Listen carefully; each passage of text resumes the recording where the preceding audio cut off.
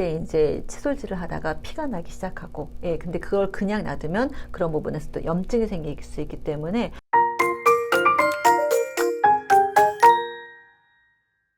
안녕하세요. 요리TV PD 유나 영양사 클라라입니다. 반갑습니다.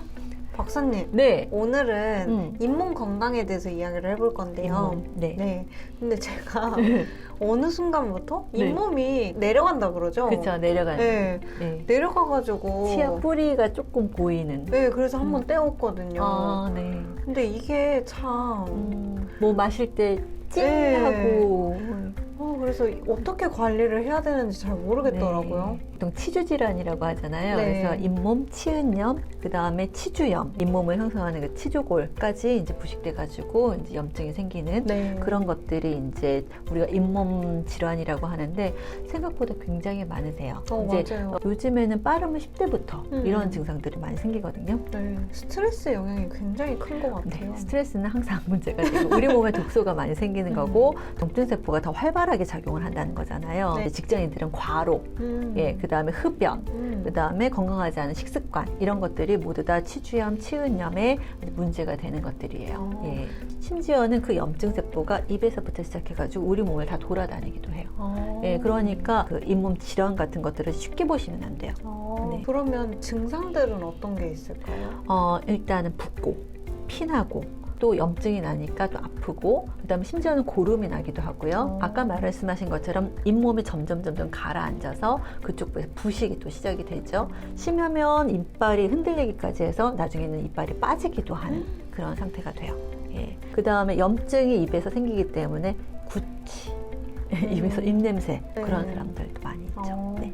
근데 저는 가끔 가다가 이 닦을 때 피가 날 때가 있거든요. 네. 그것도 잇몸 질환의 신호가 되지 않나. 그렇죠. 특히 치은염이 있을 때 잇몸이 약할 때 그때 이제 칫솔질을 하다가 피가 나기 시작하고, 근데 그걸 그냥 놔두면 그런 부분에서 또 염증이 생길 수 있기 때문에 칫솔질을 너무 빡빡 하시는 분이 있어요. 분노의 양치질. 막 드라마 보면 막 이렇게 하는데. 치아는 이제 영구치가 나오면 평생 써야 되는 건데 잘 관리해야 되는데 생각보다 칫솔질을 잘 못하시는 분들이 되게 많으세요. 그래서 이렇게 세게 하시는 게 아니고요. 살살 하시고 그 다음에 제일 중요한 건 이 보이는 이를 닦는 게 아니라 깊숙이 하게 있는 치아 사이사이가 제일 중요하거든요.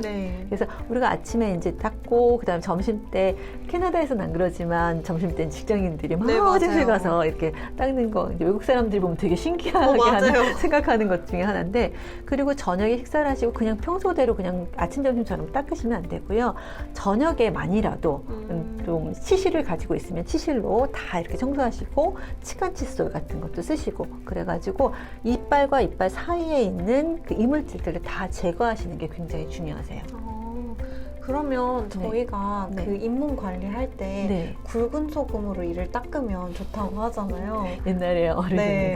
그거는 훨씬 더 좀 안 좋죠. 왜냐하면 그 소금은 굵은 입자잖아요. 그거를 치아에 바로 대고 막 문질러 대기 때문에 훨씬 더 마모가 더 많이 생겨요. 그리고 또 굵은 입자들이 소금이 잇몸을 자극하잖아요. 그러니까 더 염증이 생길 수도 있고 소금을 갖다가 막 이렇게 닦으시는 건 별로 좋지 않습니다.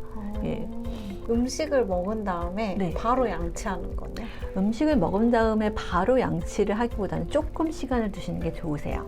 왜냐하면 소화효소가 입에서부터 시작을 하잖아요. 그래서 음식을 먹고 입에서 이제 프티알린이라는 소화효소가 나오기 시작해서 이제 넘어가야 되는데 그것도 맞기 때문에 안 좋고요. 그 다음에 특히 이제 산성식품 같은 경우 우리가 이제 과일이라던가 과일 주스라던가 그런 것들을 먹고 바로 이를 닦으면 이 산성이 있는 상태에서 우리가 더 문대는 거잖아요. 그러니까 마모가 더 많이 든다고 해요. 그러니까 음식을 드시고 차나 물을 조금 드시는 거. 그 다음에 좀 어느 정도 시간 있다가 그때 닦으시는 건 더 좋고요. 그럼 단 음식을 먹었을 때? 단 음식은 좀 빨리 닦아주시는 게 좋겠죠. 왜냐하면 이빨에 그 치아에 우리가 들러붙잖아요. 그래서 들러붙은 곳에서 특히 세균들은 단 것들을 좋아해요. 왜냐하면 분해하기 굉장히 쉬운 구조거든요. 그래서 걔네들이 막 이제 그 이제 범은식을 하는 거죠. 네. 그렇기 때문에 단 음식을 드셨을 때는 빨리 입을 헹구시거나 특히 끈적끈적한 음식을 드셨을 때는 바로 닦아주시는 게 좋으세요. 네. 그 다음에 또 딱딱한 음식, 질긴 음식. 그거는 이제 우리가 많이 힘을 줘서 먹어야 되잖아요. 네. 그만큼 치아가 마모될 수 있고요. 그다음 잇몸에 훨씬 더 많은 자극을 주게 돼요. 그런 자극을 준다는 건 그만큼 염증 세포가 더 많이 생길 수가 있다는 거기 때문에 질긴 것들은 좀 이렇게 칼집을 넣어서 부드럽게 해서 요리를 하시는 게 더 좋겠고요. 또 탄산음료. 네, 탄산음료도 치아 부식에 많이 그 문제가 되기 때문에 탄산음료도 많이 드시지 않으시는 게 좋습니다. 네. 사실 건강한 분들도 네. 얼음을 씹어 먹는 게 안 좋다고 많이 말씀을 하시더라고요. 특히 너무 딱딱하게 얼음을 씹다가 이빨에 금이 가는 경우가 있기 때문에 그건 특히 주의하셔야 될 것 같아요. 제가 또 그런 걸 못 참아가지고 다 씹어 먹는 스타일이라. 아작 이렇게 씹어 먹는 거 좋아하시는 분들이 있으세요. 땡! 그러면 오늘 영양제를 이렇게 준비를 해주셨는데 네. 비프로폴리스는 제가 잇몸 관리에 먹는 줄은 또 몰라가지고. 네, 보통 우리가 이제 요즘 감기 시즌 같은 때 그런 때 먹거나 기관지 질환이 있을 때 많이 드시잖아요. 네. 비프로폴리스는 그 벌들이 벌집을 구성할 때 많은 프로폴리스를 갖다 넣으면서 항균, 항산화 작용을 하면서 이제 지어놓는 거란 말이에요.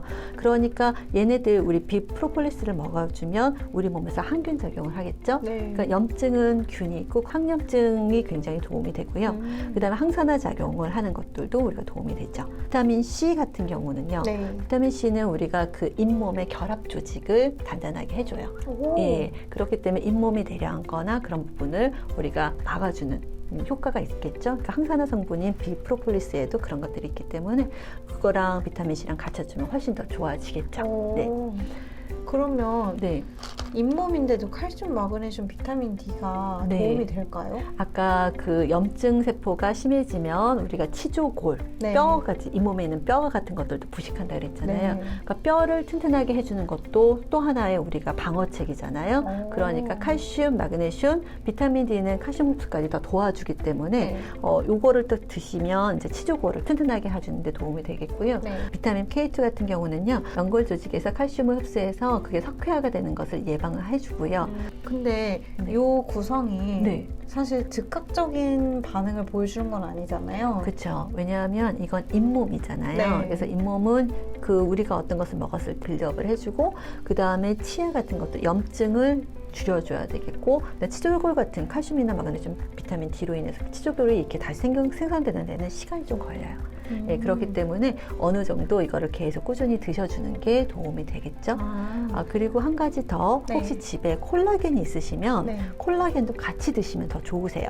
콜라겐은 왜요? 잇몸이 이렇게 말랑말랑하잖아요. 콜라겐의 그 말랑말랑한 성분. 그래서 잇몸의 한 60%가 콜라겐이에요. 그래서 잇몸이 자꾸 이렇게 내려앉으신 분들은 콜라겐까지 같이 드시면 훨씬 더 도움이 되실 거예요. 오늘 당장 콜라겐 드셔야 될 것 같은데요. 잠시만요. 박사님, 그러면 이 밖에도 또 도움이 되는 영양제들이 있을까요? 지금 항산화 성분이 강한 코큐텐이라던가 그 다음에 또 컬스틴이라던가 베타스테스테롤 같은 경우 성분이 항산화 성분으로 굉장히 좋아요. 그래서 걔네들을 드시면 우리가 이제 결합 조직을 튼튼하게 하기 때문에 훨씬 더 좋습니다. 오늘은 잇몸 질환에 도움이 되는 영양제와 생활 습관에 대해서 알아봤는데요. 잇몸 질환이 생기면요, 먹는 식사량이 떨어져요.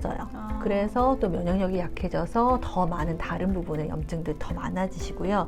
그래서 치아 건강이 100세 건강의 지름길이다라고 하는 이유가 따로 있는 게 아니에요. 그래서 지금 한번 생긴 치아 이거 가지고 우리가 계속 살아야 되니까 항상 내 몸도 피부도 많이 생각을 하시지만 치아 건강에도 굉장히 신경을 쓰셨으면 좋겠습니다.